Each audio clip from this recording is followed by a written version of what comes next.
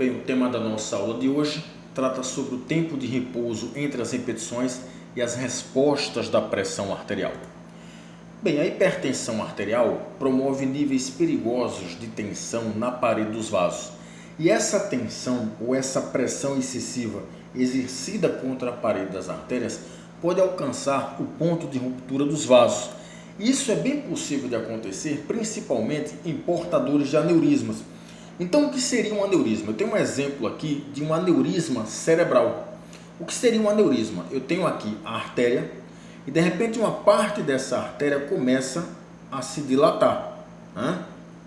Então, você tem aqui a formação de um aneurisma. A parede desse aneurisma é mais sensível do que a parede do resto da artéria, de forma que elevações exageradas e principalmente abruptas na pressão arterial aumentam as chances da ruptura desse aneurisma. Se isso acontecer no cérebro, eu tenho um AVC, que é um acidente vascular cerebral, ou AVE, que é um acidente vascular encefálico, conhecido e popular derrame cerebral. Então isso acontece principalmente quando tem elevações exageradas e abruptas na pressão arterial. E aí, quando eu tenho a ruptura de um aneurisma, a chance de um indivíduo que foi acometido por essa enfermidade sobreviver é bem menor, é muito pequena. Então, quando pessoas que possuem hipertensão arterial ou outras doenças cardiovasculares vão treinar força, as variáveis de treinamento devem ser manipuladas de forma apropriada para que os benefícios possam superar os riscos.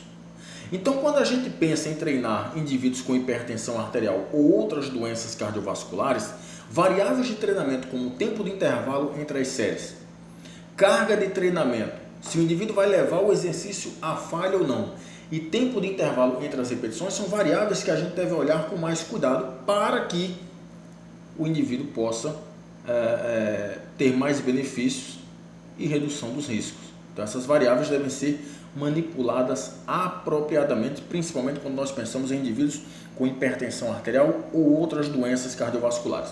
Então, quando o indivíduo está treinando força, inevitavelmente vai acontecer o aumento da fadiga muscular. Isso vai chegar mais cedo ou mais tarde. O problema é que o aumento da fadiga muscular inevitavelmente vai levar ao aumento da pressão arterial. Isso acontece devido à incompatibilidade entre fluxo sanguíneo e demandas metabólicas. Um ponto importante que a gente deve observar quando treinamos hipertensos ou pessoas com outros problemas cardiovasculares é a realização da manobra de Valsalva no treinamento. Isso é muito comum em indivíduos que usam cargas altas ou usam cargas mais moderadas, mas levam essas cargas até a fadiga. A manobra de Valsalva, na verdade, é o travamento da glote. Então, você faz o travamento da glote, você prende a respiração, trava a glote para tentar vencer aquela carga de treinamento. O problema é que quando você realiza a manobra de Valsalva, ela aumenta a pressão intratorácica. E quando você aumenta a pressão intratorácica, você tem uma resposta pressórica exagerada, não só em termos de elevação da pressão arterial, como também em elevações abruptas da pressão arterial. O problema é que quando a minha pressão arterial se eleva muito, ou principalmente quando ela se eleva abruptamente, as chances de acontecer a ruptura de um aneurisma é maior. Então, utilizar estratégias para reduzir a resposta pressórica ao treinamento de força são muito necessárias. Então, considerar com mais cuidado o tempo de intervalo entre as séries, o tempo de intervalo entre as repetições, que é uma coisa a se considerar, a carga de treinamento, se o indivíduo vai levar essa carga à fadiga ou não, se ele vai realizar manobra de Valsalva, enfim. Essas variáveis de treinamento devem ser olhadas com mais cuidado para que a resposta pressórica seja menor. Porque que vai haver aumento da pressão arterial, isso vai. No entanto, a gente deve minimizar esse aumento da pressão arterial quando nós falamos em indivíduos hipertensos ou com outras doenças cardiovasculares. Um dado importante é que a resposta pressórica é mais afetada pela duração da série do que pela carga usada. Ou seja, claro que uma carga mais pesada, uma carga maior, causa aumentos da pressão arterial. No entanto, quando uma determinada série dura um tempo relativamente mais prolongado, a resposta da pressão arterial é maior quando comparada com a carga mais alta. Então a gente deve olhar com mais cuidado para a duração da série do que para a carga utilizada, né? Então, se a duração, deixa eu só voltar aqui, se a duração da série pode causar uma resposta pressórica maior do que uma carga mais alta, usar estratégias como um intervalo entre as repetições seria uma estratégia bastante interessante para indivíduos com hipertensão arterial, por exemplo, ou com outras doenças cardiovasculares. E aí eu mostro para vocês esse estudo que foi publicado na Sports. Esse estudo ele foi publicado por pesquisadores dos Estados Unidos e da Espanha, né? Só Espanha, tá? Só Espanha, né? Espanha e Estados Unidos, né? Então, pesquisadores espanhóis e americanos. E esse estudo ele foi publicado em 2018 e ele é intitulado Intervalo de repouso entre as repetições nas respostas da pressão arterial sistólica durante o exercício resistido. Como é que esse estudo foi montado?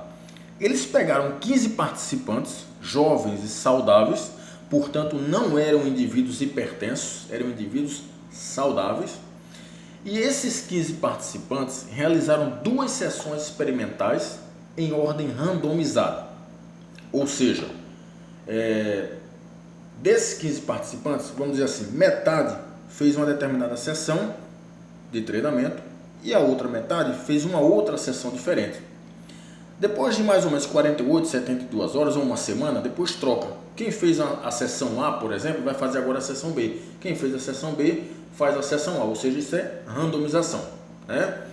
Eles usaram uma carga de 10 RPM, ou seja, 10 repetições máximas. Como é que aconteceu? Veja só. Aqui nós temos a estratégia de intervalo entre as repetições. E aqui a estratégia das repetições contínuas. Eles utilizaram o exercício de leg press. Aí como é que aconteceu? O grupo que fez as repetições contínuas fez 5 séries. Aqui, ó, 1, 2, 3, 4, 5 séries. De 8 repetições. Com descanso de 180 segundos entre as séries.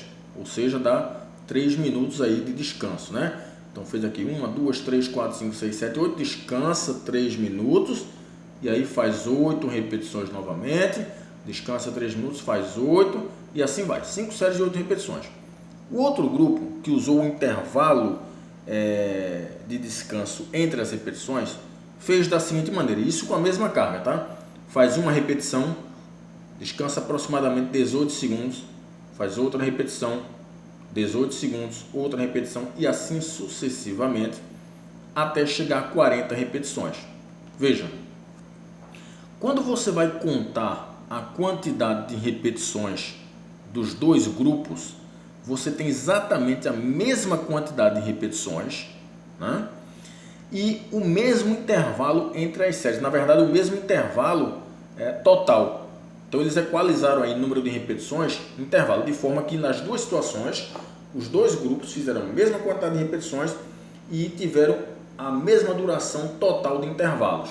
Só que a configuração dos treinos foi diferente. Se você for ver, nesse grupo aqui, onde eles fizeram 5 séries de 8 repetições, quando você vai contar, deu 40 repetições.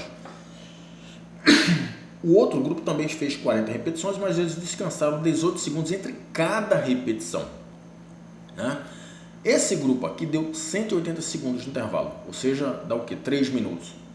Esse grupo aqui deu 18 segundos de intervalo aproximadamente, 18 segundos e meio, mas entre cada repetição. Quando você vai ver o intervalo total, esse grupo descansou um determinado tempo e esse grupo descansou exatamente a mesma coisa.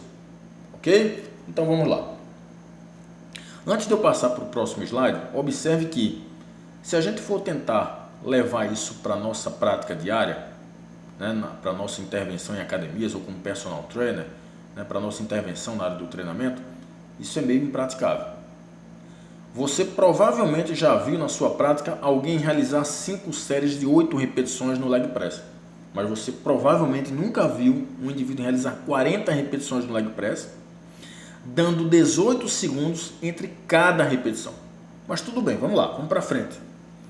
O que é que os pesquisadores observaram? Aqui nós temos a resposta da pressão arterial sistólica. Aqui eu tenho as respostas do grupo que deu um intervalo entre as repetições, e aqui eu tenho a resposta pressórica do grupo que fez 5 séries de 8 repetições.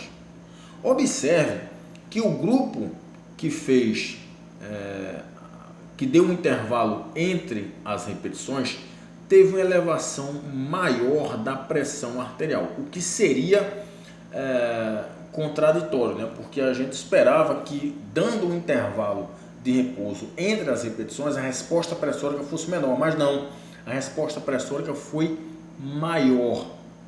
Tá? E aí depois eu comento mais lá na frente porque provavelmente isso aconteceu. Né?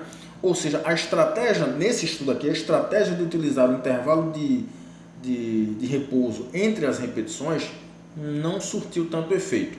Né? Se você for ver aqui, olha só, aqui nós temos o grupo que fez as repetições com o tempo de intervalo entre as repetições. Né? Olha aqui, ó. Deixa eu ver aqui. Olha aqui, a média da pressão arterial sistólica deu 162. E para o grupo contínuo, ou seja, que fez 5 séries de 8 repetições, deu 148. O grupo que utilizou a estratégia de intervalo entre as repetições teve uma elevação maior da pressão arterial sistólica. Porque provavelmente, deixa eu voltar aqui. Por que provavelmente isso aconteceu?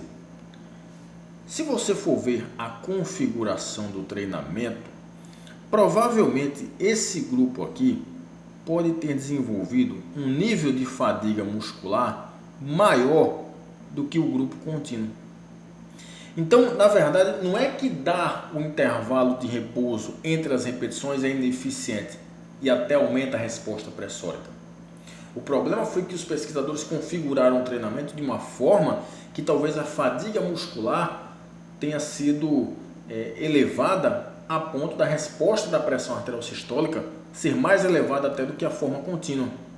Então, a minha sugestão seria, será que não seria interessante a cada 4 repetições, por exemplo, eles fariam 5 séries de 8 repetições, exatamente como está nesse grupo aqui, das repetições contínuas. No entanto, eles fariam 4 repetições, né? Dariam, sei lá, 15 segundos e fariam mais 4 repetições. Aí descansaria, sei lá, 2, 3 minutos e vamos lá, vamos fazer mais 8 repetições, mas quando chegar em 4, dá uma paradinha de 10, 15, 20 segundos e continua mais 4. Talvez essa estratégia seja mais eficiente para causar uma menor elevação da pressão arterial do que utilizar a estratégia de uma repetição com descanso de 18 segundos entre cada repetição até chegar a 40 repetições. Então, apesar desse trabalho, desse estudo, ter mostrado exatamente o oposto do que a maioria da literatura mostra, utilizar a estratégia de intervalo entre as repetições continua sendo uma boa estratégia para promover menores elevações da pressão arterial. Então, deixa eu só voltar aqui. Então, apesar desse estudo ter mostrado o contrário, a variável de treinamento intervalo entre as repetições é e continua sendo uma boa estratégia para promover um menor estresse cardiovascular, principalmente em hipertensos ou em portadores de outras doenças cardiovasculares. Ok? Então espero ter contribuído. Um abraço a todos e até mais.